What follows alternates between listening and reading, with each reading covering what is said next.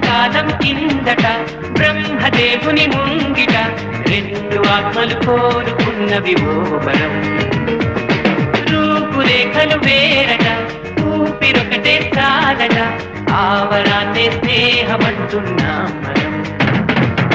కంటి పాపని కాపు కాచే జంట రెప్పల కాపలాగా నిండు చెలిమికి నువ్వు నేను నీడనివ్వాలి. స్నేహమంటే రూపులేని ఊహ కాదని లోకమంతా నిన్ను నన్ను చూడగానే నమ్మి తీరాలి. కొంతకాలం కిందట బ్రహ్మదేవుని ముంగిట రెండు ఆత్మలు కోరుకున్నవి ఓ వరం.